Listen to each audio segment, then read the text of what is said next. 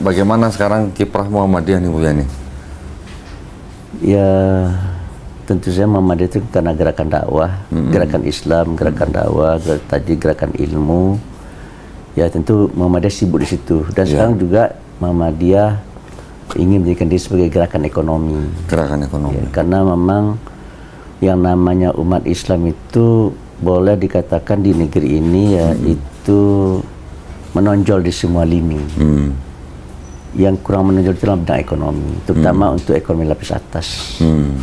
Oleh karena itu kita harus berusaha supaya bagaimana caranya supaya keadaan ekonomi umat ini bisa jauh lebih bagus dari yang ada hari ini. Inna ad-dina 'inda Allahil Islam.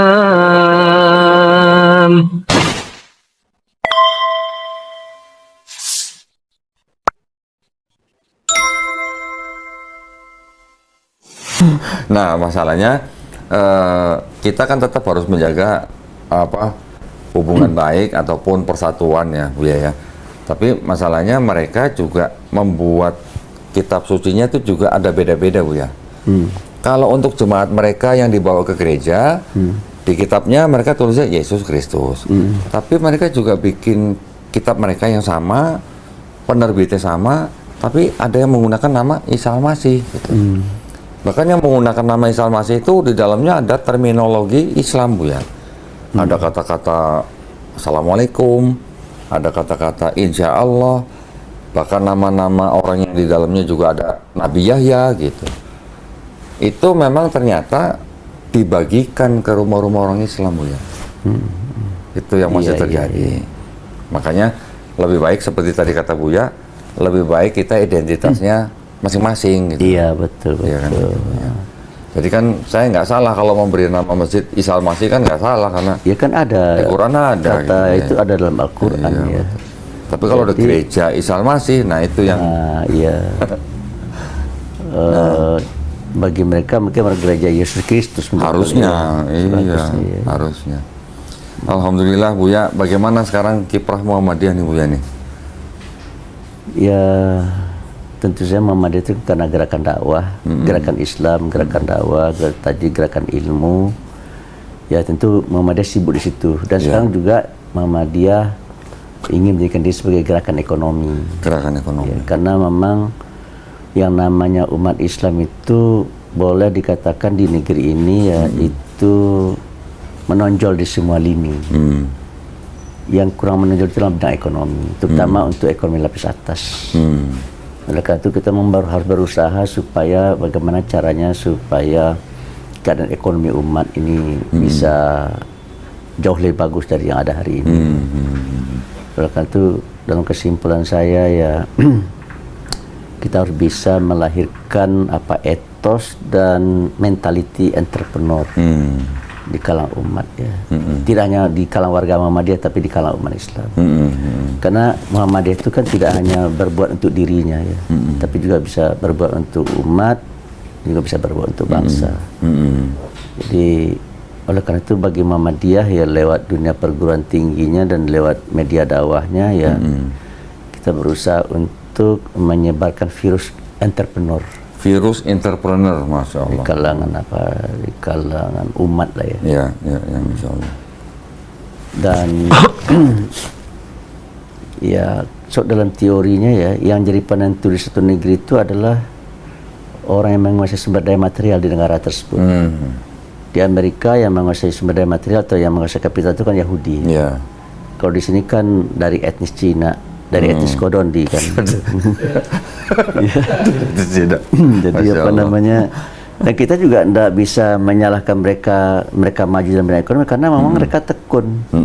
Kan ada kata-kata manjada wajada. Barang siapa bersungguh-sungguh dalam bidang ekonomi dia akan dapat. Barang siapa bersungguh-sungguh dalam bidang sosial dia akan dapat. Dan barang siapa bersungguh-sungguh dalam bidang politik dia mungkin berhasil di dunia politik. Nah, ternyata umat Islam belum berserius-serius dalam bidang ekonomi. Sehingga kita lihat di 10 orang terkaya, kalau tahun sebelumnya masih ada 1 orang, Pak Khairul Tanjung. Oh, sekarang udah nggak masuk. Data hari ini ada lagi yang beragama Islam.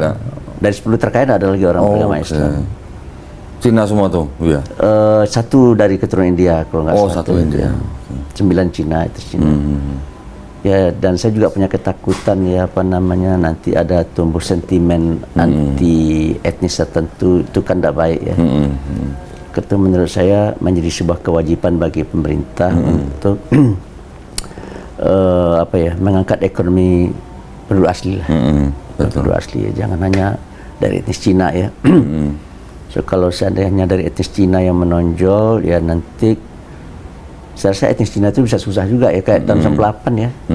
Ada reformasi, orang ambil batu yang dilempar kan bukan warung soto Betawi, bukan rumah makan Padang yang dilempar, tapi ada simbol-simbol konglomerasi.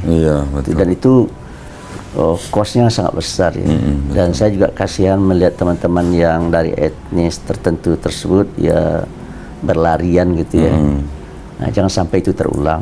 Oleh karena itu bagi saya perlu ada keadilan ekonomi, pemerataan kali pemerataan ya. Kalau sekarang ini kan umat Islam sekitar ya, tepatnya kan sekitar 86,8%. Sekarang sudah 87,13% Bu ya. Itu kan jadi Per 25. 87%, tapi representasi di seluruh terkait nggak ada satupun. Apanya Bu ya? Representasi umat Islam di seluruh terkait nggak ada satupun. Itu kan menjadi apa ya? Menjadi tanda tanya ada apa ini itu kan. Dan itu biasanya kan terkait dengan polisi dan kebijakan. Betul Bu ya.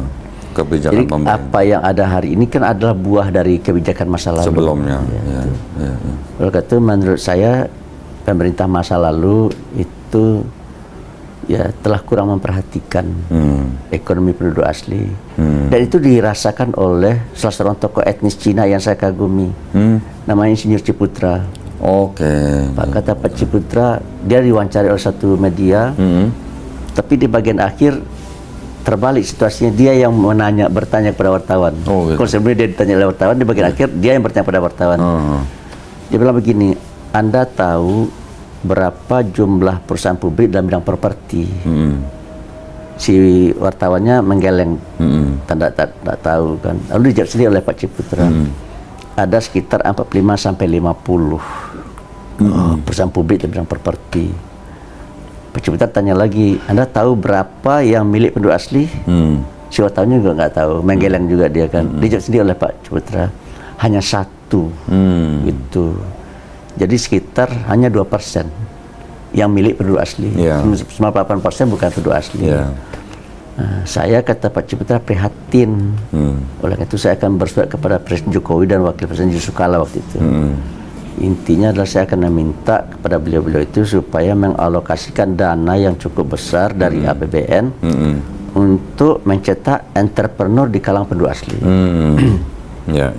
Penduduk asli itu kan bisa beragama Islam, tidak beragama Islam. Cuma yang Pak Ciputra melihat penduduk asli jomplang dan WNI keturunan gitu kan. Nah, jadi kesadaran akan pentingnya apa ya memajukan ekonomi penduduk asli itu juga dirasakan oleh kawan-kawan dari etnis Cina, saya lihat. Dirasakan. Di antara sosok Pak Ciputra lah ya. Oleh karena itu saya sangat menginginkan supaya ada apa ya dialog, pertemuan-pertemuan ya antara pengusaha-pengusaha besar dari etnis Cina dan pengusaha-pengusaha besar dari pihak penduduk asli dan Islam gitu ya. Supaya ada apa ya, supaya ada kerjasama dalam memajukan bangsa. Betul. Kolaborasi lah gitu. Kolaborasi ya. Kalau di Malaysia kan nggak begitu. Malaysia sedikit berbeda. Pak Mahathir Mohamad. Saya kan dulu pernah beberapa kali ketemu Pak Mahathir. Saya tanya Pak Mahathir, ketika Bapak menjadi Perdana Menteri pertama sekali, berapa nilai ekonomi di tangan orang Melayu? Orang Melayu kan jumlahnya sekitar 60%. Kata beliau hanya sekitar 5% nilai ekonomi di tangan orang Melayu. 22 tahun kemudian kan beliau berhenti. Ketika beliau, saya tanya, berapa nilai ekonomi di kalangan Melayu ketika Bapak berhenti? Dia bilang 20%. Jadi naik sekitar 15%. Dari 5% menjadi 20%, naik 15%. Nah itu Pak Mahathir sudah berusaha keras membuat kebijakan-kebijakan yang bersifat affirmative action. Jadi kalau akan ada usaha-usaha yang akan diselenggarakan, itu tidak hanya dari etnis Cina dan India yang tapi juga dari etnis Melayu juga dilibatkan. Nah, kalau di sini saya melihat usaha seperti Pak Mahathir belum begitu apa di sini. Ya. Dan Pak Prabowo saya lihat akhir-akhir ini sejak dia dilantik ya, itu dalam gagasan, dalam dataran ide dan gagasan saya lihat bagus sekali ya. Beliau sangat komitmen untuk menciptakan sebesar-besar kemakmuran rakyat sesuai dengan pasal 33 nomor 15. Tetapi dalam implementasinya saya lihat tidak mendukung. Belum terlihat gitu ya. Terlihat ya. Misalkan contoh itu beliau singgung dalam pidato tanggal 20 Mei kemarin itu, supaya bank-bank yang terhimpun dalam Himbara itu mengucurkan kredit dan pembiayaan kepada masyarakat lapis bawah, dan kepada pengusaha-pengusaha yang akan memulai usaha, gitu kan. Jangan hanya dia lagi, dia lagi itu artinya kelompok kecil tadi itu, ya yang sudah kaya-kaya itu. Itu 4L Bu ya. Apa? Lu lagi. lu lagi ya. Jadi saya terus terang saja, saya ini tidak memilih Prabowo waktu 2024 ya. Tapi 2014-2019 saya mendukung beliau, memilih dan mendukung. Tapi setelah saya dengar pidato beliau sejak beliau dilantik tanggal 20 ya, saya semua ide bagus. Makan bergizi untuk rakyat itu bagus. Cuma menurut saya ketika diimplementasikan jangan kayak sekarang gitu. Yang dikasih makan itu yang anak-anak orang miskin. Saya sesuai dengan pasal 34 ya. Fakir miskin, anak telantar dipelihara oleh negara. Jadi menurut saya itu, kalau sekarang kan kebablasan semuanya yang dikasih makan. Saya tidak apa-apa juga. Kalau bisa tidak hanya anak-anak dikasih makan, seluruh rakyat dikasih makan, kau juga dapat. Kalau duitnya ada, kalau duitnya ada ya. Tapi kan duit kan terbatas. Oleh karena itu kalau terbatas harus diseleksi. Yang tepat sasaran ya. Tepat sasaran, efektif dan efisien kan. Nah, kepada siapa kira-kira patut diberikan? Ya menurut saya patut diberikan kepada anak-anak yang berasal dari keluarga fakir miskin dan terlantar. Kalau itu bisa dilakukan, itu hanya memerlukan 1/10 dari anggaran yang beliau buat hari ini. Kalau sekarang sekitar 400 triliun gitu ya, atau 360 triliun, berarti hanya sekitar 40 atau 36 triliun itu diperlukan. Sehingga dana-dana yang itu bisa dipergunakan untuk yang lain, untuk menaikkan gaji guru, kemudian untuk memperbaiki jalan, membangun infrastruktur. Kalau sekarang kan banyak jalan berlubang-lubang kan tadi. Dari dulu Bu ya. Sekarang tambah banyak nih. Padahal tugas negara itu kan diantara melindungi rakyat. Nah, kalau ada kodondi naik motor gitu kan masuk lubang kan jungkir balik gitu kan. Tapi kan sekarang banyak jalan tol juga udah banyak Bu ya. Ya tapi kalau motor kan tidak boleh masuk jalan tol. Nah itu kapan boleh masuk tol ya Bu ya? Enggak tahu saya. Rasa-rasanya dulu ya itu jalan tol itu punya tenggat waktu. Begitu udah habis waktunya udah bisa dipakai untuk umum. Tapi enggak ya Bu ya. Sampai sekarang enggak. Sampai sekarang kok tidak ya? Saya juga bingung tuh ya. Padahal janji dulu tuh. Waktu Proyek Soeharto tuh entah 30 itu berapa? Ciawi. Cawang Ciawi itu kan sekian tahun bayar. Jadi umum. Apanya udah bisa dipakai untuk. Wah, tapi kalau jadi umum berbahaya juga buat motor emang Bu ya. Mungkin di Indonesia. Makanya di Kota Urumqi sama apa tuh saya itu ada jalan khusus untuk motor. Ya. Di Malaysia motor juga boleh ya masuk. Tapi special line ada special line gitu saya. Kalau di menurut saya berbahaya ya. Buya ini memang ahlinya dalam ekonomi Islam nih Buya ya. Jadi Buya di Muhammadiyah juga selalu memikirkan bagaimana umat Islam bisa segera mandiri dalam ekonomi ya Buya ya. Itu yang saya merasa penting mengangkat ini ya, supaya supaya jangan terjadi krisis sosial ya. So kalau kesenjangan sosial ekonomi tajam gitu ya, itu nanti akan menimbulkan kecemburuan sosial dan itu sangat berbahaya bagi masa depan bangsa ya. Kita udah capek-capek membangun lalu nanti terjadi lagi krisis ya, terjadi lagi kekacauan chaos ya. Jadi ibarat ibarat anak-anak yang bermain pasir di pinggir pantai. Itu kan mereka kumpulkan pasir, mereka buat gunung-gunungan. Tiba-tiba datang ombak disapu habis. Nah, ini kan Buya nih ahli ekonomi nih. Saya mau nanya nih, bagaimana nih Buya nih sekarang? Dolar nih kayaknya sedang rupiah terhadap dolar nih gimana Buya? Ya kalau saya melihat ya negeri ini tidak steril dari pengaruh asing, dari kepentingan asing. Dulu tahun 98 ada orang namanya George Soros. Tuh. Ya. Dan George Soros ini dikritik oleh banyak pihak. Dan salah satu podcastnya yang hostnya menyatakan, saudara George Soros, Anda tidak disukai orang di Thailand, di Malaysia dan Indonesia, karena Anda telah merusak tatanan sosial mereka. Kata George Soros, saya hadir di negara tersebut adalah to make money, mencari uang. And I can do not look at the social consequences of what I do. Oke.